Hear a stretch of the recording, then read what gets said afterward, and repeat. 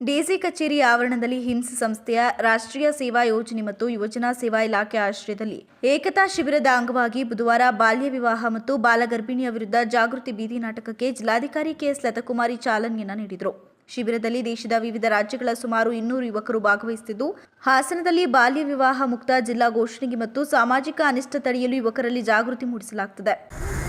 Ministry of youth affairs and sports, government of India ಮತ್ತು ನಮ್ಮ ಕರ್ನಾಟಕ ರಾಜ್ಯ ಸರ್ಕಾರ ಜೊತೆಗೂಡಿ ಇವತ್ತು ನಮ್ಮ ಹಾಸನ ಹಿಮ್ಸ್ ಕಾಲೇಜಿನಲ್ಲಿ, Hassan institute of medical science ಕಾಲೇಜಿನಲ್ಲಿ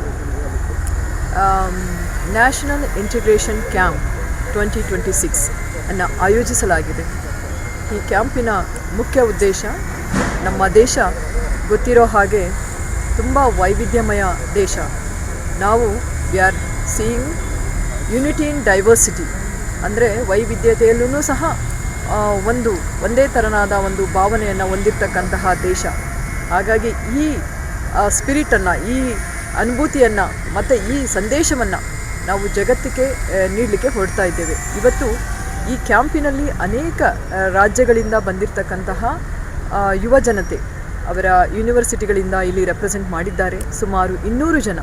ನಮಗೆ ಇದು ಹಿಮ್ಸ್ ಸಂಸ್ಥೆಗೆ ಇದು ಒಂದು ಸಿಕ್ಕಿರ್ತಕ್ಕಂತಹ ಅವಕಾಶ, ಇಂತಹ ಕಾರ್ಯಕ್ರಮವನ್ನು ನಡೆಸಲಿಕ್ಕೆ.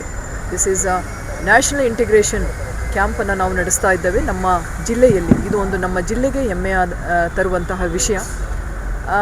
ಅವರ ಕಾರ್ಯಕ್ರಮದಲ್ಲಿ ಒಂದು ವಾರದ ಕಾರ್ಯಕ್ರಮ ಇದೆ. ದಿನಾಂಕ 5ರಿಂದ 11ನೇ ತಾರೀಕುವರೆಗೂ ಜನವರಿಯಲ್ಲಿ ನಾವು ಅವರಿಗೆ ಕೇಳಿಕೊಂಡ್ವಿ, ಯುವ ಜನತೆಗೆ ನಮ್ಮ ಜಿಲ್ಲೆಯಲ್ಲಿ ಅನೇಕ ಸಮಸ್ಯೆಗಳಿದೆ, ಅದರಲ್ಲೂ ಸಾಮಾಜಿಕ ಪಿಡುಗಾದ ಬಾಲ್ಯ ವಿವಾಹ ಮತ್ತು ಟೀನೇಜ್ ಪ್ರೆಗ್ನೆನ್ಸಿ, ಬಾಲಗರ್ಭಿಣಿ, ಪೋಕ್ಸೋ ಕೇಸ್ಗಳ ಬಗ್ಗೆ ಹೆಚ್ಚಿನ ಒತ್ತನ್ನು ಕೊಟ್ಟು ಅವೇರ್ನೆಸ್ಸನ್ನು ಕ್ರಿಯೇಟ್ ಮಾಡಬೇಕು. ಇವುಗಳನ್ನ ತಡೆಗಟ್ಟಬೇಕು.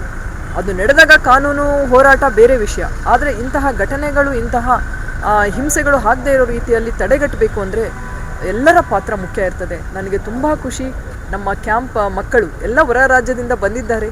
ಇವರು ಒಂದು ಸ್ಕಿಟ್ಟನ್ನು, ನಮ್ಮ ಸ್ಟ್ರೀಟ್ ಪ್ಲೇ ಅಂದರೆ ಬೀದಿ ನಾಟಕಗಳು ಹಾಡುವುದರ ಮುಖಾಂತರ ಒಂದು ಮೆಸೇಜನ್ನು ಸಮಾಜಕ್ಕೆ ಇವತ್ತು ಕೊಡಲಿಕ್ಕೆ ಹೊರಟಿದ್ದಾರೆ. ಎಲ್ಲ ಟೀಮ್ಗೆ ನಾನು ಮತ್ತೊಮ್ಮೆ ಅಭಿನಂದನೆಗಳನ್ನು ಹೇಳ್ತೇನೆ. ಈ ಮೆಸೇಜ್ ಪ್ರತಿಯೊಬ್ಬರಿಗೂ ಮುಟ್ಟಬೇಕು. ನಮ್ಮ ಜಿಲ್ಲೆ ಬಾಲ್ಯ ವಿವಾಹ ಮುಕ್ತ ಜಿಲ್ಲೆಯಾಗಿ ಘೋಷಣೆ ಆಗಬೇಕು ಅಂತ ನಾನು ಬಯಸ್ತೇನೆ. ಧನ್ಯವಾದಗಳು. ಕಾರ್ಯಕ್ರಮದಲ್ಲಿ ಸರ್ಕಾರದ ಜಿಲ್ಲಾ ಉಸ್ತುವಾರಿ ನವೀನ್ ರಾಜು ಸಿಂಗ್, ಜಿಲ್ಲಾ ಪಂಚಾಯತ್ ಮುಖ್ಯ ಕಾರ್ಯನಿರ್ವಹಣಾಧಿಕಾರಿ ಬಿಆರ್ ಪೂರ್ಣಿಮಾ, ಹಿಮ್ಸ್ ರಾಷ್ಟ್ರೀಯ ಭಾವೈಕ್ಯತಾ ಶಿಬಿರಾಧಿಕಾರಿ ನಿಚಿತಾ ಕುಮಾರಿ, ತೇಜಸ್ವಿನಿ, ಡಾಕ್ಟರ್ ಪ್ರಕಾಶ್, ಶಶಿಧರ್ ಸೇರಿದಂತೆ ಇತರರು ಉಪಸ್ಥಿತರಿದ್ದರು.